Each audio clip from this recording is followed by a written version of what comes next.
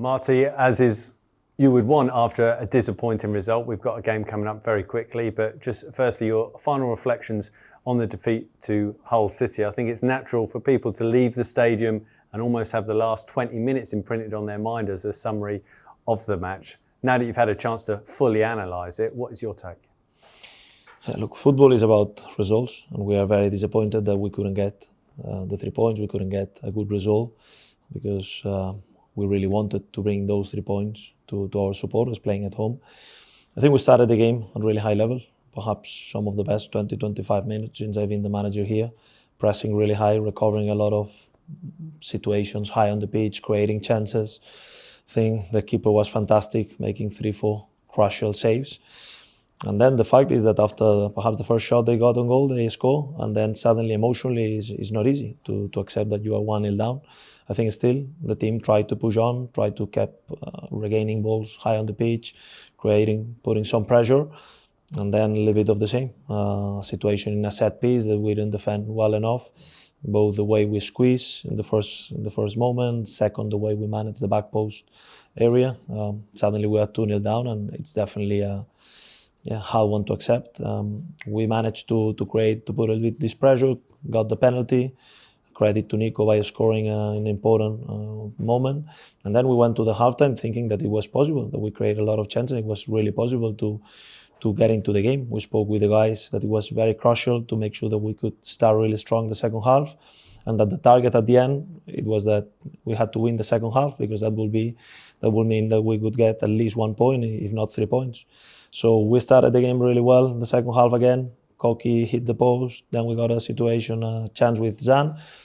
And then in a transition that we handled well enough, they scored the third one. And then for me, the game is almost over.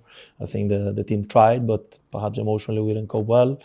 The bench impact, unfortunately, was not as good as it has been in other occasions.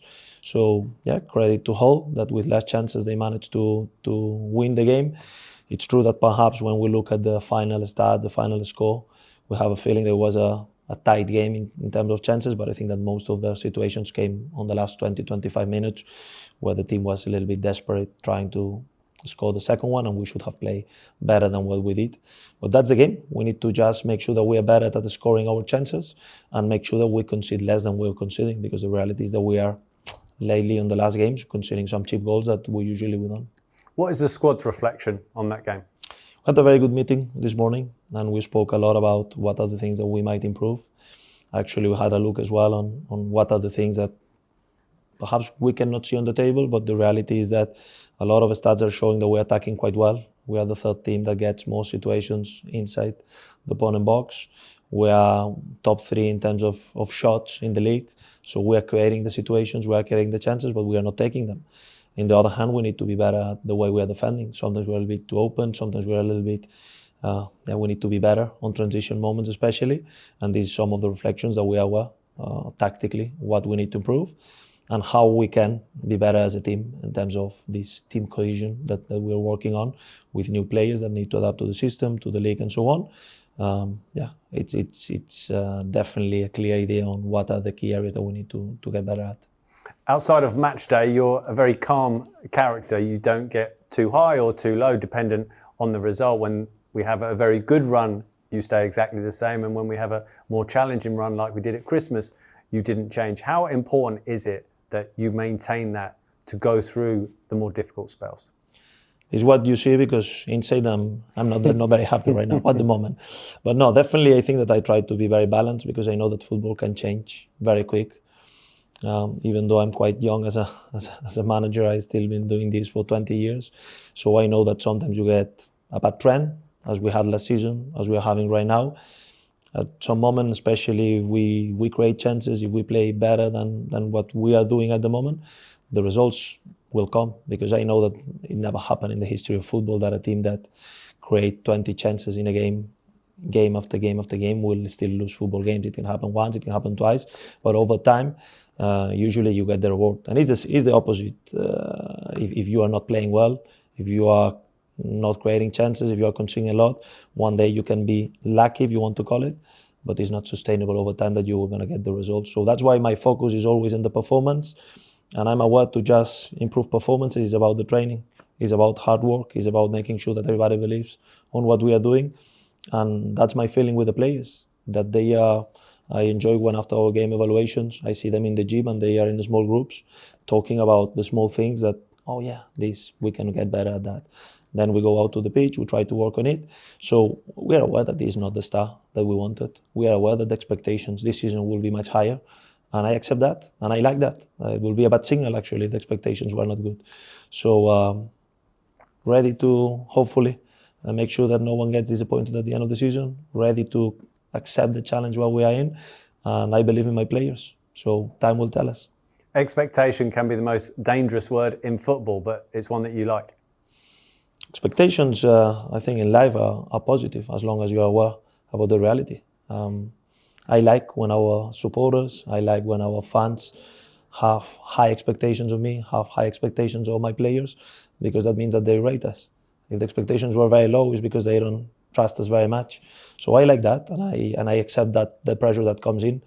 Then as well, I need to tell them, we play against a team that spent £25 million over the last summer. And still we have a big disappointment because we didn't win a game that we created a lot of chances. I think it was Stoke who yesterday won by 6-1, incredible result, created more or less the same amount of chances that we did.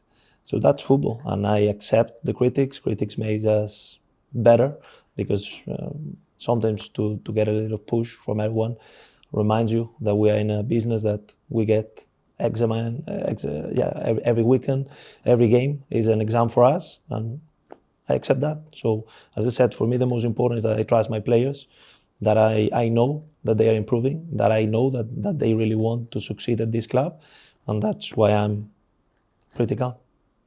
Derby County next up on Saturday after a good start to their league campaign, winning 3 of their first 5. They've now lost their last 3 matches. Does that make them more dangerous, particularly at home after that run? Difficult game because first of all they have been very strong last season at League One when they went up. They have been strong this season already at home. They only lost against Norwich, that is doing really well. And we know that they are a team that is very good at counter, direct, physical. They attack very well through the flanks. They have fast players to go, attacking big areas and attacking with some space in behind. So we need to be aware what kind of game we're going to face. The fact that they have lost now 3 games in a row, same as us. We just really want to push this extra mile because we want to change the dynamics. And we know how it is when you have this angry feeling inside you that you want to compete. And if we could play tonight, we would like to play tonight because we want to change the dynamic as soon as possible. So we are aware that it's going to be a difficult game, and we are ready to accept that the team that make less mistakes, that the team that plays closer to the game scenario that we feel confident, that we feel comfortable with, probably has more chances to win it. Aside from 3 points, obviously, is there anything more that you want from your players that you haven't had in the last 2 games? Yeah, we have been speaking about internally about things that we need to get better at. And one reference, for instance, is defensively. Our defensive balance lately has not been as good as it was last season, which was a big strength for us. We finished last season with a very low expected goals, with very low shots on target against, and that showed that it was a commitment there. I think that this season, a combination of things that we know which are the ones we detected, we explained to the players, we share with the players agree. Now we need to get better at it, because if at the moment we are creating the chances, but we are not scoring the goals, then it's a simple equation. We just need to make sure that we concede less until hopefully we can score more. The chances we can take more, the chances that we are creating. And in terms of team news, Jake Clark-Salter is out. Liam Morrison, we know, is out. Ilias Chair, Morgan Fox, both returned, albeit Fox unused on the bench. Is there any update with regard to the injured players? No, not much. We take it day by day with all the players who are injured. The medical is working with them. Today we had a very light practice for the 11 starting. The rest was pushing quite a lot in a good session. And then tomorrow we're going to take a decision before going to Derby. And as I said, whoever will be available, full trust on them, and we're going to try to take the 3 points. Is Ilias Chair banging on the door to start? He has been banging on the door for 11 weeks. So, yeah. Just finally, a word on the QPR fans. More than 2,100 are already making the trip up to the Midlands for this one. After what has been a challenging start, how pleased are you to see that level of support once again?